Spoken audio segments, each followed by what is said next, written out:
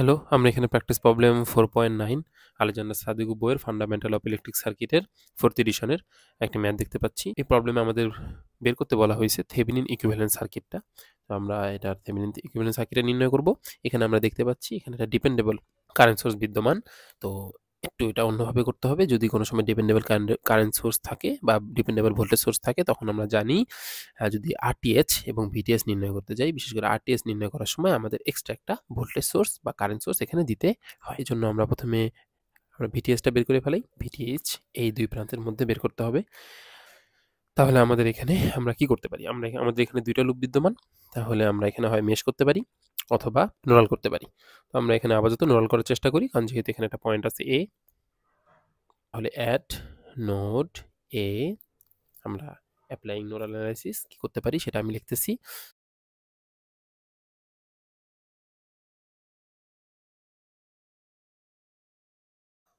আমি জিনিসটা লিখলাম যে আমাদের এখান থেকে কারেন্ট বের হয়ে যাচ্ছে, অর্থাৎ বিএ মাইনাস 6/5 প্লাস আইএক্স এদিক থেকে বের হয়ে যাচ্ছে, আইএক্স সমান 1.5 ইন্টু এক্স, যেটা আমাদের ভিতরে ঢুকতেছে। তাহলে এই হলো আমাদের ইকুয়েশনটা। তাহলে এখন প্রবলেম হলো আইএক্সটা কি?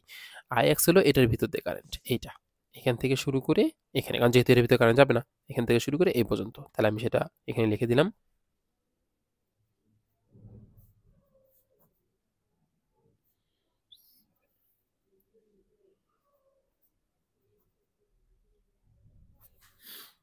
VA/7 আমরা লিখলাম। এবার আমরা এটাকে সলভ করি।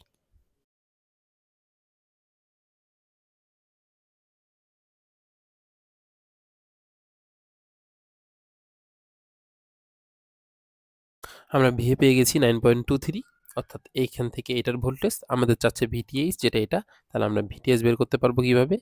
ভিটিএইচ চলে আসবে এখানে ওহম 4, 4 3 7, আর টোটাল ভোল্টেজ ছিল 9.23, তাহলে চলে আসবে 5.3।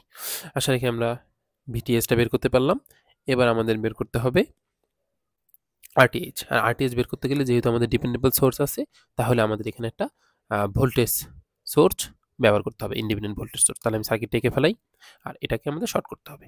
ওকে, আমরা সার্কিটটা এঁকে নিয়েছি। এখানে কিন্তু আমাদের এই কারেন্ট ডিপেন্ডেন্ট যেটা ছিল, ডিপেন্ডেন্ট কারেন্ট সোর্স, সেটা কিন্তু এখানে রিমুভ হয়নি, শুধু ভোল্টেজ সোর্সটা এখানে শর্ট হয়ে গিয়েছে। তাহলে আমাদের এখন নির্ণয় করতে হবে এই জায়গার কারেন্ট। এই জায়গার মূলত আমরা যদি কারেন্টটা বের করতে পারি, এই জায়গার কারেন্টটা বের করতে পারলে, তাহলে ভোল্টেজ আর এই কারেন্ট আই, এটাকে যদি আমরা ভাগ দিতে পারি, তাহলে কিন্তু আমরা টোটাল আরটিএসটা পেয়ে যাব। তাহলে আমরা এটাকে সলভ করি। আমরা কতগুলি লুপ ধরতে পারি এখানে, আমি কতগুলি লুপ ধরতেছি। এটাকে আই ওয়ান, এটাকে আই টু, এটাকে আই থ্রি, তাহলে এটাকে আই থ্রি লিখে দিলাম। তাহলে আমাদের আই ওয়ান, আই টু আর আই থ্রি, আমাদের কাঙ্ক্ষিত লক্ষ্য আই থ্রি বের করা। তাহলে আমি এখন এখানে ম্যাশ অ্যাপ্লাই করব। আমরা এখানে ম্যাশ অ্যাপ্লাই করতে গিয়ে দেখি যে এখানে দুইটা ম্যাশের মধ্যে একটি কারেন্ট সোর্স চলে আসছে, তার মানে কিন্তু এটা সুপার ম্যাশ। সুপার ম্যাশ মানে এটাকে আমরা বাদ দিয়ে দিব। এইভাবে আমরা একটা লুপ কন্ট্রোল করব। তাহলে 5i1 প্লাস 4i2 বড়, তাহলে i2 মাইনাস i3, এটা ঘুরে এদিকে, plus 3i2 is equal to 0। এটা আমাদের 1 নম্বর ইকুয়েশন। এখন আমরা i3 তে একটা লুপ অ্যাপ্লাই করি, তাহলে এখানে হবে 4i3 minus i2 minus 1 is equal to 0।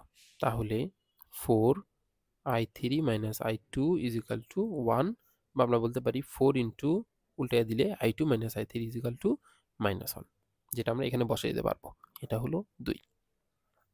আমরা আরেকটা ইকুয়েশন এখান থেকে পেয়ে যাব, সেটা হলো যেহেতু কারেন্ট উপরের দিকে, তাহলে i1 minus i2 is equal to হবে 1.5 ix, বা i1 মাইনাস i2, যেখানে ix হলো i2 এর বিপরীত, ix এদিকে i2 এদিকে, তাহলে মাইনাস 1.5 i2। তাহলে এটা আমাদের 3 নম্বর সমীকরণ।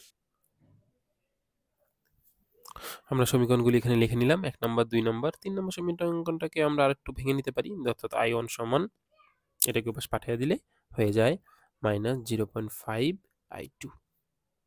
এটা হলো 3 নম্বর সমীকরণ আমরা ধরে নিলাম। তাহলে এখন আমরা এই সমীকরণগুলি সলভ করি। এইটার যে মান -1 সেটা আমরা উপরে বসায় দিলাম, 2 আমরা একে বসাই। তাহলে 5i1 minus 1 plus 3i2 is equal to 0। এখান থেকে এবং আমরা I1 এর যে মানটা পেলাম সেটা আমরা এখানে বসায় নিই। 5 এর সাথে 0.5 গুণ দিলে হয় -2.5 I1, 1 টাকে ওপাশে পাঠিয়ে দিলাম। 3I2 = 1। তাহলে এখান থেকে আমাদের এখানে I2, ওকে, দেন এখান থেকে আমাদের I2 সলভ করলে চলে আসে 2 অ্যাম্পিয়ার। এখন আমরা এই I2 এর মান যদি আমরা এখানে বসায় দিই তাহলে হয়তো আমরা I3 পেয়ে যাব। তাহলে আমরা I2 এর মান 2 অ্যাম্পিয়ার সেটা এখানে বসায় দিলাম, অর্থাৎ 4 2 - I3 সমান -1 বা 8 - I3 = -1 বা I3 4I3।